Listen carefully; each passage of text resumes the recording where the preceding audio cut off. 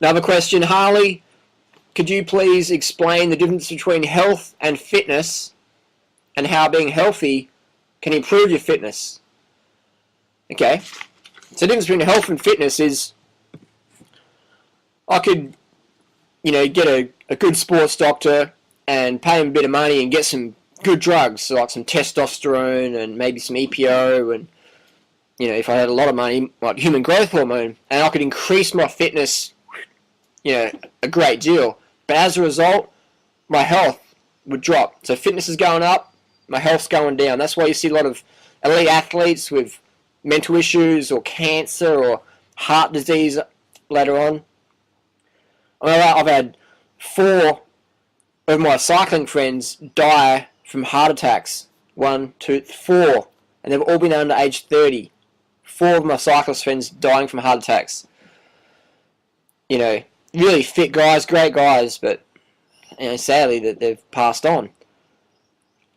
So, fitness and health, I'm going on more health than fitness, And at the same time, the healthier we are, the fitter we can be, relevant to ourselves. What do I mean? You're not going to be as fit as you could be if you're doing heaps of drugs. No way. People say, Harley, you could be like a raw vegan Tour de France winner, man. It's like, no way, man.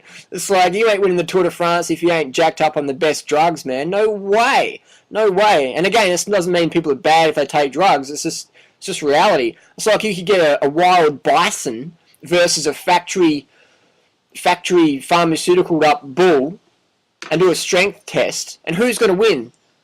The bison that's been, the purest of the purest genetics, or the bull that's jacked up with testosterone?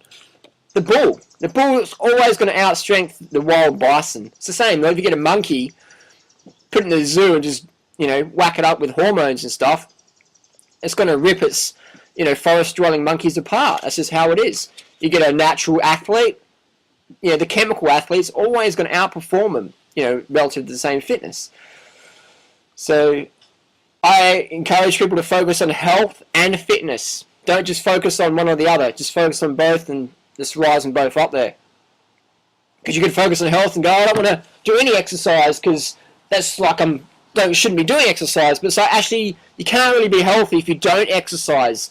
The sedentary people in the raw food movement, lovely people as they are, sedentarism is not healthy. To be healthy, we have to exercise. We have to dance, ride, jog, swim, play. We have to get up, moving, get the blood pumping, at least, 5, 6, 7 hours a week at least, just basic stuff. So health and fitness, improve both of them, and don't sacrifice your health to get fit and by taking drugs.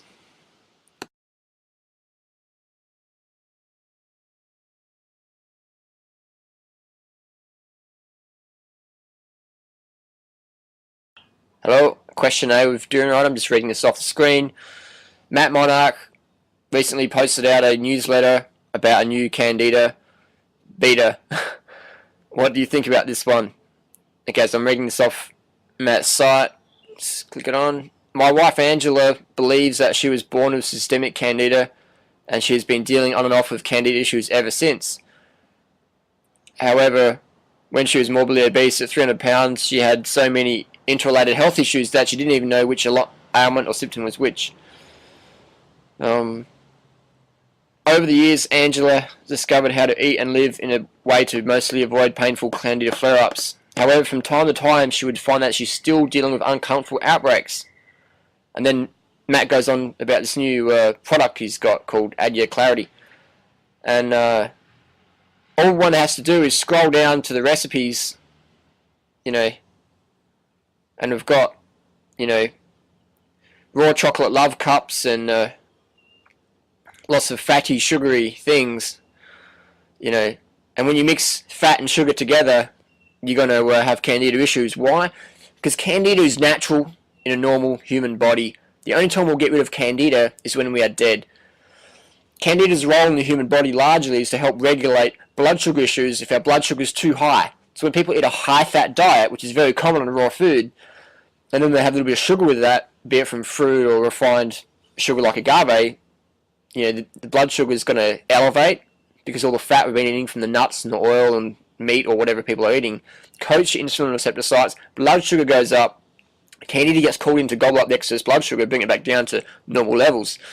So we can take a supplement, product or whatever to treat the symptoms of a high-fat lifestyle, or we can lower our fat intake, up our carb intake, and blood sugar issues, poof, are gone. So that's my answer to that one. Angela Stokes is right. She's born of candida, just like everyone on the planet. And Angela's a lovely lady. She's got a good story to tell. But again, it's where people in the raw food movement, they're sincere, but they're sincerely wrong. They don't understand basic human physiology. Anyone has to read a medical textbook, and you can understand the basics. I mean, that's what I encourage people to do. Learn about candida, and don't get caught up in the sincere but sincerely wrong people who try and sell you, a Band-Aid. Well, and then they're going to see a recipe of high-fat stuff and eat more greens and don't eat too much fruit because that's like, you can't do that because that affects my business. Eat your fruit, keep your fat low, go, go, go.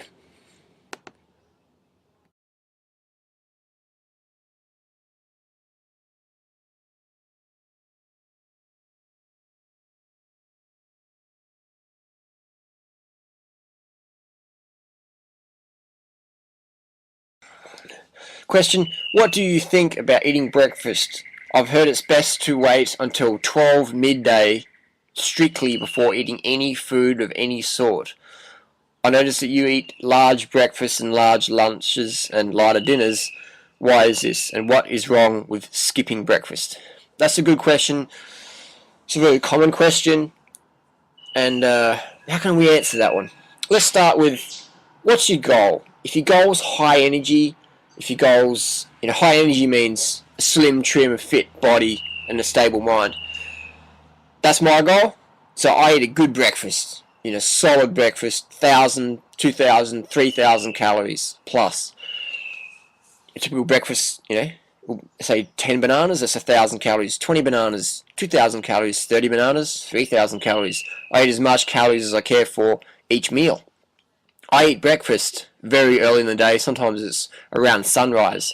People go, you can't eat, that's too early. You can't do that because the yogini said this. Like, you can't do that because, I don't know, you just can't. It's like, I do a lot of bird watching, and when the sun comes up, actually there's a bird over there, the sun comes up, I've got my binoculars right here with me. We've got a grey striped thrush. Yeah, he's eating. He's eating. They're always eating. The birds around here, always eating. The birds in Costa Rica, always eating. The birds in California, always eating. When the sun's up, they're up eating. So you won't see a bird waiting till midday to eat. This is just like some little thing, constructed in the human ego's mind. I can't wait till midday before I eat. It's like, if you can see your food, eat it. If it tastes good, eat it. So I eat breakfast. Sumo wrestlers never eat breakfast. The super champ sumo wrestlers never eat breakfast. Why? Because when you eat breakfast, it starts your metabolism on again. It gets things speeding up. You get energy, you want to move and get out and start your day. Sumo wrestlers never eat breakfast. They wait until midday or 2 p.m. and then they have a massive meal. And then they have a massive meal at night time and go straight to bed. Eat as much as you can, straight to bed. Never eat breakfast. Big lunch, big dinner, straight to bed.